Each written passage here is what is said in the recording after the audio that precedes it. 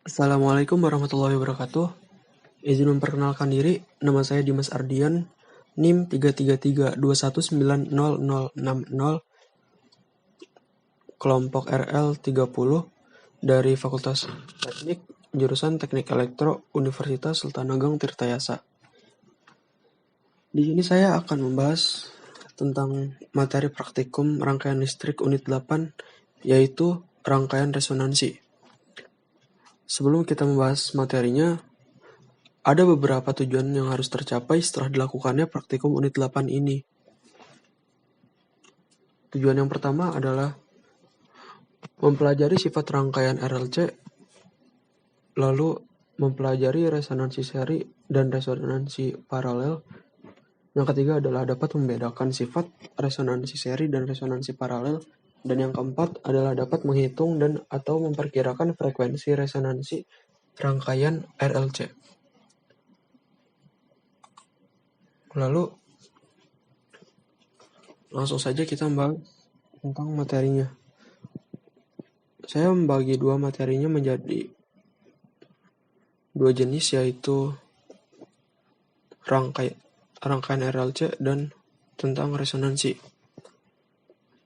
Yang pertama, mari kita bahas terlebih dahulu tentang rangkaian RLC ini. Rangkaian RLC merupakan rangkaian yang terdiri dari komponen resistor, induktor, dan kapasitor yang disusun secara seri maupun paralel. Konfigurasi ini membentuk suatu sistem osilator harmonik. Rangkaian RLC ini juga sering disebut sebagai rangkaian penala atau tuner dan rangkaian resonansi. Rangkaian ini banyak digunakan dalam perangkat-perangkat osilator harmonik dan pesawat radio penerima. Rangkaian ini juga berfungsi untuk memilih suatu rentang frekuensi yang cukup sempit dari spektrum total gelombang radio yang sangat lebar.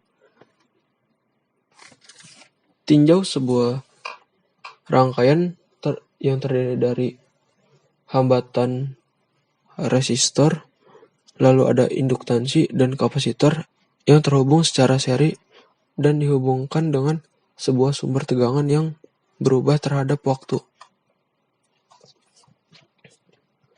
Di dalam rangkaian seri RLC ini terdapat impedansi.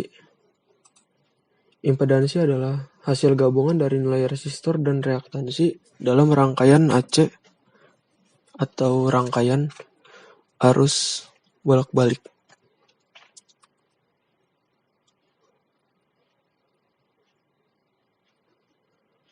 Nilai reaktansi berasal dari nilai hambatan yang ada pada kapasitor dan induktor. Impedansi adalah ukuran resistansi pada sumber arus bolak-balik AC. Jadi sederhananya, impedansi ini adalah resistansi yang lebih kompleks dan akurat pada arus AC. Dan ini adalah rumus impedansi total pada rangkaian seri RLC. Lalu selain impedansi total pada rangkaian RLC seri, ada juga impedansi pada rangkaian paralel RLC atau biasa disebut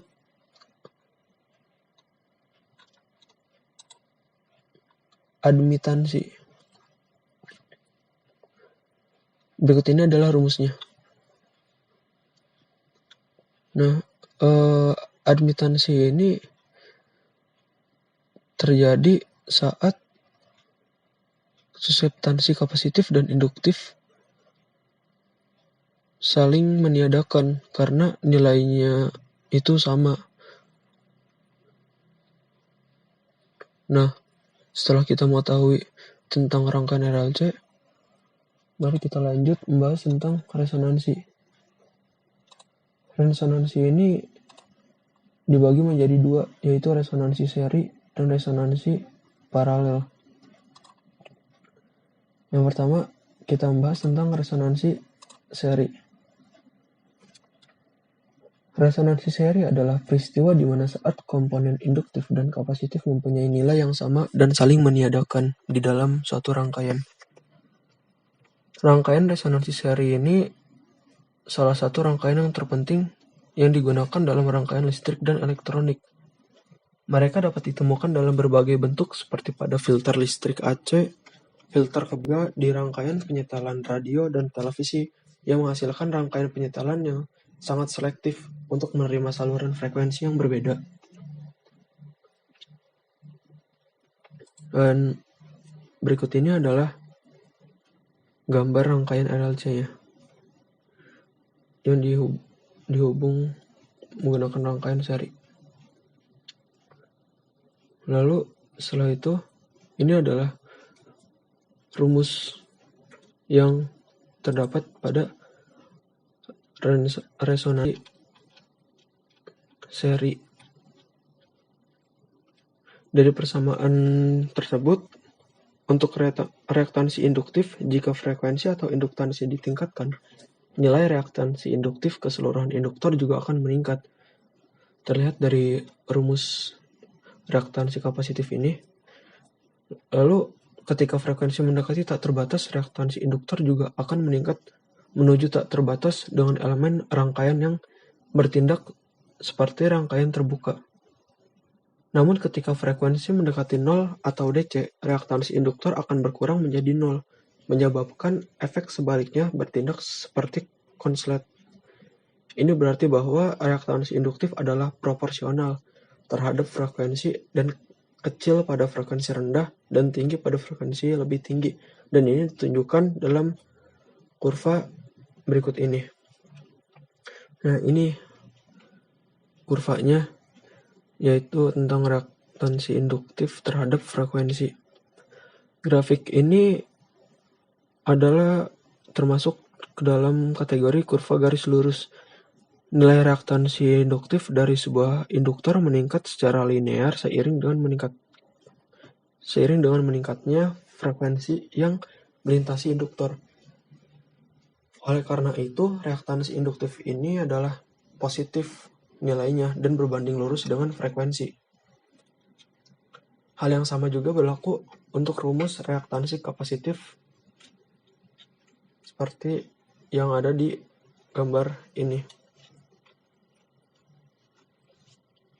Jika frekuensi atau kapasitansi ditingkatkan, keseluruhan reaktansi kapasitif akan berkurang. Ketika frekuensi mendekati tak terbatas, reaktansi kapasitor akan berkurang menjadi 0, sehingga elemen rangkaian bertindak seperti konduktor sempurna, atau hambatan itu sama dengan 0.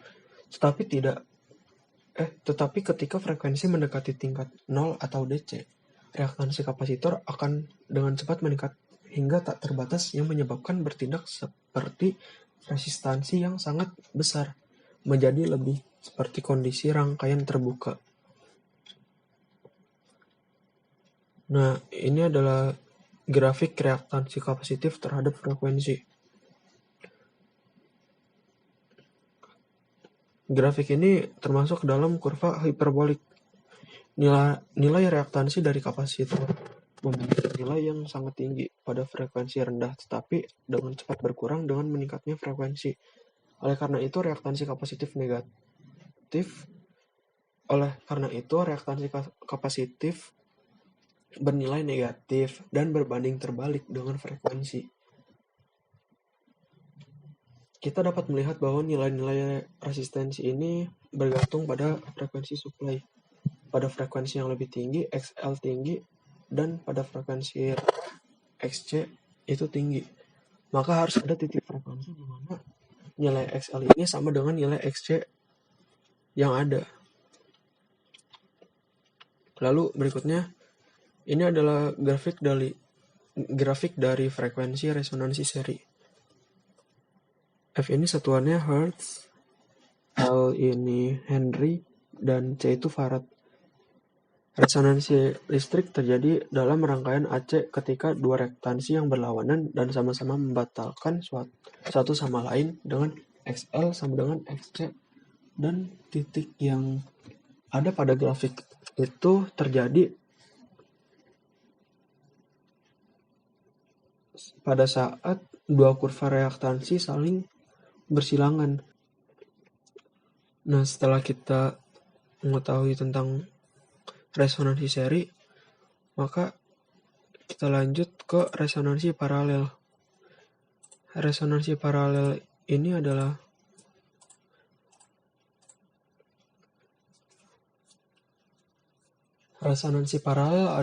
peristiwa di mana saat komponen suseptansi, kapasitif, dan induktif mempunyai nilai yang sama dan saling meniadakan di dalam suatu rangkaian. Resonansi paralel terjadi ketika frekuensi suplai menciptakan perbedaan fasa nol antara tegangan suplai dan arus yang menghasilkan rangkaian resistif.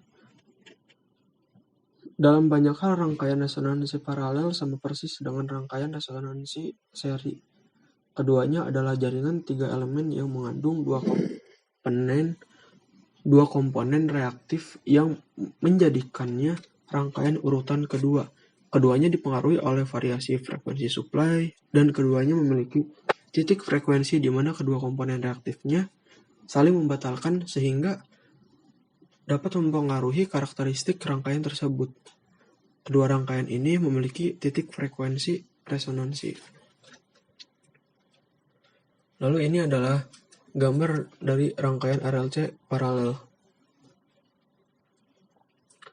Dan ini adalah rumus-rumus yang ada di dalam resonansi paralel. Rangkaian paralel ini kan berisi resistor, induktor, dan kapasitor yang akan menghasilkan rangkaian resonansi paralel. Jadi ketika arus yang dihasilkan melalui kombinasi paralel dalam fasa dengan tegangan suplai, maka sirkulasi besar antara induktor dan kapasitor karena energi isolasi menghasilkan resonansi arus. Sebuah rangkaian resonansi paralel menyimpan energi rangkaian di medan magnet dari induktor dan medan listrik dari kapasitor. Energi ini terus-menerus dipindahkan bolak-balik antara induktor dan kapasitor yang menghasilkan arus nol dan energi ditarik dari suplai. Hal ini karena sesuai nilai-nilai sesaat dari IL dan IC, atau yang ada di rumus itu kan XL dan XC akan selalu sama dan berlawanan, dan karena arus yang ditarik dari suplai adalah penjumlahan vektor dari dua arus ini dan arus yang mengalir di IR. Lalu di sini ada grafik impedansi dalam rangkaian resonansi paralel. Lalu di sini ada grafik impedansi dalam rangkaian resonansi paralel. Nah, grafik ini menunjukkan bahwa rangkaian harus minimum, dan salah satu karakteristik rangkaian resonansi paralel adalah admitansi atau penerimaannya yang sangat rendah sehingga membatasi arus rangkaian. Berbeda dengan rangkaian resonansi seri, resistor dalam rangkaian resonansi paralel ini memiliki efek redaman pada bandwidth yang membuat rangkaian menjadi kurang selektif. Juga karena arus rangkaian konstan untuk nilai impedansi apapun, Z atau tegangan melintasi rangkaian resonansi paralel akan memiliki bentuk yang sama dengan impedansi total, dan untuk rangkaian paralel, bentuk gelombang tegangan umumnya diambil dari kapasitor. Dan kita sekarang tahu bahwa pada frekuensi resonansi, FR yang masuk dari rangkaian tersebut adalah minimal dan sama dengan konduktansi. G diberikan oleh 1/R karena dalam rangkaian resonansi paralel bagian imajiner dari admitansi, yaitu suseptansi, B adalah 0 karena BL sama dengan BC seperti yang ditunjukkan dalam grafik suseptansi pada resonansi ini. Dari atas, suseptansi atau kerentanan induktif BL berbanding terbalik dengan frekuensi yang diwakili oleh kurva hiperbolik. Suseptansi kapasitif BC berbanding lurus dengan frekuensi, dan karena itu diwakili oleh garis lurus. Kurva terakhir pada gambar ini menunjukkan plot suseptansi total dari rangkaian resonansi paralel versus frekuensi dan merupakan perbedaan antara kedua suseptansi itu. Kemudian kita dapat melihat bahwa titik frekuensi resonansi jika melintasi sumbu horizontal, susunan total rangkaian adalah bernilai 0. Di bawah titik frekuensi resonansi, reseptansi induktif mendominasi rangkaian yang menghasilkan faktor daya atau lagging, atau bisa kita sebut sebagai keterlambatan. Sedangkan di atas titik frekuensi resonansi, suseptansi kapasitif mendominasi yang menghasilkan faktor daya lead atau mendahului. Nah, setelah kita mengetahui tentang apa itu rangkaian RLC dan resonansi, mari kita lakukan praktikumnya. Alat dan bahan yang dibutuhkan di praktikum ini adalah yang pertama, kit praktikum rangkaian resonansi, yang kedua adalah generator sinyal, lalu ada osiloskop dan multimeter. Langsung saja ke prosedur percobaannya. Ini adalah prosedur percobaannya. Bisa kita lihat, dan sepertinya tidak usah saya bacakan ya, karena sudah tertulis jelas di slide ini. Oh ya, percobaan ini dilakukan menjadi dua bagian percobaan. Yang pertama itu bagian resonansi seri, dan selanjutnya adalah resonansi paralel. Nah, setelah kita mengetahui bagaimana prosedur percobaannya dari slide resonansi seri dan prosedur percobaan resonansi paralel, langsung saja kita ke praktiknya menggunakan alat atau software electronic workbench. Nah, di sini saya sudah membuat rangkaiannya. Yang di atas ini adalah rangkaian paralel. Yang di atas ini adalah rangkaian seri RLC. Dan yang di bawahnya ini adalah rangkaian paralel RLC. Di sini sudah terlihat jelas komponen-komponennya, yaitu terdapat resistor, induktor, dan kapasitor. Dan terpasang di sini sumber daya sebesar 1,5 volt di rangkaian seri dan 5 volt di rangkaian paralel. Dan langsung saja kita lakukan running percobaannya. Nah, keluar nih di sini hasilnya. Hasil yang keluar dari komponen multimeter ini bisa kita catat di belangko percobaan. Dan setelah kita catat, maka kita bisa membuat laporan praktikum ini. Ya, segitu saja. Sekian dari saya. Kurang lebihnya mohon maaf. Wassalamualaikum warahmatullahi wabarakatuh.